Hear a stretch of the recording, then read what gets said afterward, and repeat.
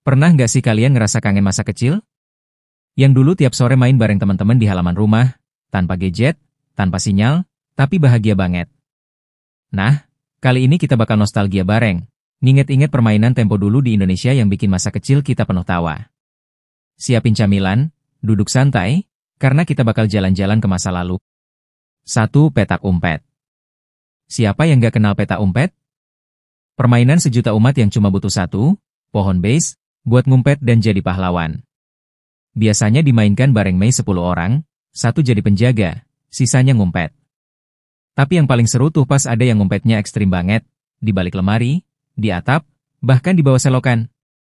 Waktu dicari-cari nggak ketemu, tahu-tahu muncul dan teriak, "Inglo!"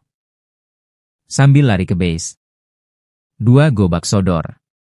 Permainan satu ini butuh lapangan kecil, beberapa garis, dan stamina yang kuat.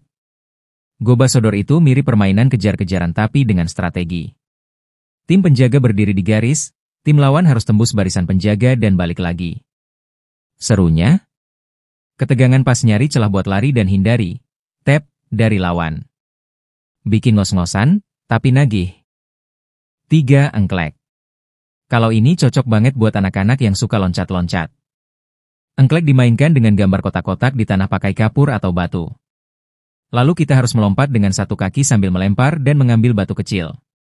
Kelihatannya gampang, tapi pas udah di level kotak terakhir, jaga keseimbangan itu PR banget. 4. Lompat tali. Lompat tali juga populer banget, apalagi buat anak perempuan. Tali bisa dari karet gelang yang disambung panjang.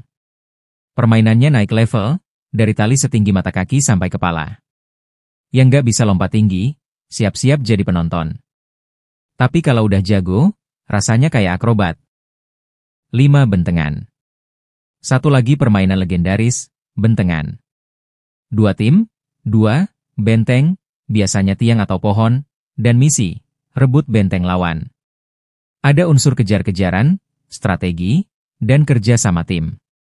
Yang bikin seru adalah saat kita nyaris nyentuh benteng lawan tapi tiba-tiba ketangkap. Rasanya kayak drama sinetron. 6. Congklak. Kalau permainan ini biasanya dimainkan 2 orang. Pakai papan congklak dan biji-bijian, bisa kerang kecil atau biji asam. Permainannya lebih ke strategi dan perhitungan. Kita harus bisa panen biji dari lubang lawan dan mengatur langkah supaya menang. Main ini bisa santai tapi penuh mikir. 7. Kelereng. Main kelereng butuh skill tinggi.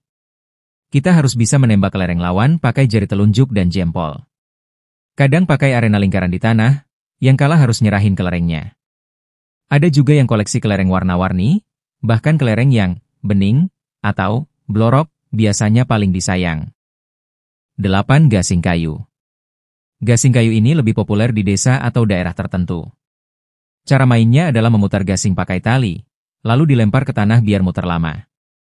Ada juga yang main adu kuat, siapa gasingnya paling lama muter atau bisa nyenggol gasing lawan sampai jatuh. 9. Layangan. Main layangan itu identik dengan musim kemarau. Anak-anak ramai-ramai ke lapangan bawa layangannya. Ada layangan aduan, ada juga layangan hias. Yang paling seru tentu aja adu layangan, adu putus.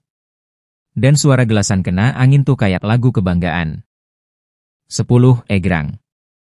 Egrang terbuat dari 2 batang bambu panjang yang diberi pijakan kaki. Butuh keseimbangan dan keberanian buat jalan di atasnya. Permainan ini cukup menantang, tapi kalau udah bisa, rasanya kayak jadi raksasa. 11. Bola bekel. Permainan ini pakai bola kecil dan biji bekel dari logam. Pemain memantulkan bola dan mengambil biji dengan berbagai pola. Semakin lama, polanya makin rumit. Permainan ini melatih konsentrasi dan kelincahan tangan. 12. Ular naga panjang. Ular naga panjang biasanya dimainkan rame-rame, pakai nyanyian. Anak-anak berbaris, 2 anak jadi, gerbang, dan nyanyi sambil milih anak yang lewat. Yang ketangkep di akhir lagu jadi bagian, tim, gerbang. Seru dan bikin rame. Nah, itu dia beberapa permainan tempo dulu yang pernah mewarnai masa kecil anak-anak Indonesia.